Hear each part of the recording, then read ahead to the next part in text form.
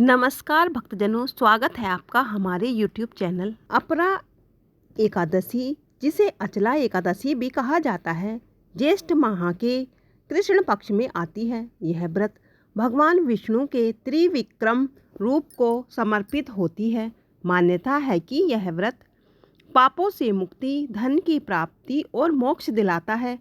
माना जाता है कि इसे करने से ब्रह्म हत्या जैसे गंभीर पापों से छुटकारा मिलता है और जीवन में सुख समृद्धि आती है।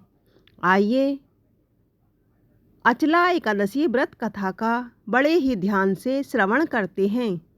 धर्मराज युधिष्ठिर भगवान श्री कृष्ण से कहते हैं, हे भगवान, आपने बैसाख मास के कृष्ण पक्ष की एकादशी अर्थात मोहिनी एकादशी के बारे में विस्तार पूर्वक बतलाया।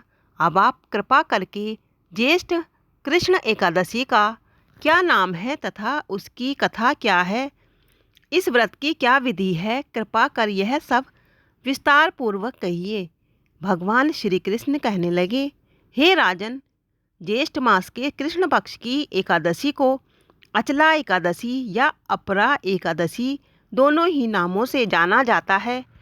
इस एकादशी से संबंधित जो कथा प्रचलित है उसे मैं तुम्हें सुनाता हूँ, श्रद्धापूर्वक श्रवण करो। प्राचीन काल में महीध्वज नामक एक धर्मात्मा राजा था। उसका छोटा भाई वज्रध्वज बड़ा ही क्रूर, अधर्मी तथा अन्यायी था। वह अपने बड़े भाई से द्वेष रखता था। उस पापी ने एक दिन रात्रि में अपने बड़े भाई की हत्या करके उसकी देह को एक जंगली पीपल के नीचे गाड़ दिया। इस अकाल मृत्यु से राजा प्रेतात्मा के रूप में उसी पीपल पर रहने लगा।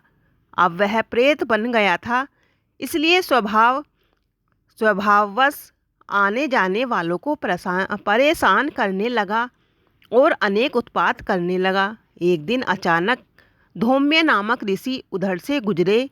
उन्होंने प्रेत को ज्ञान चक्षु से देखा और तपोबल से उसके अतीत को जान लिया।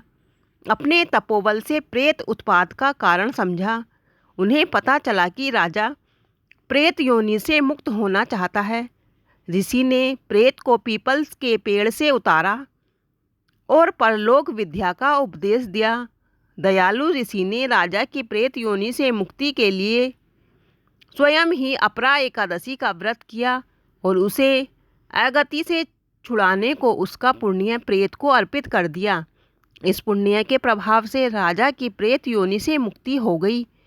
वह ऋषि को सप्रेम धन्यवाद देता हुआ दिव्य देह धारण कर पुष्पक विमान में बैठकर स्वर्ग को चला गया। हे राजन, यह अपरा एकादशी की कथा मैंने लोकहित के लिए कही है। इसे पढ़ने अथवा सुनने से मनुष्य सब पापों से छूट जाता है। बोलो श्री हरि विष्णु भगवान जी की जय।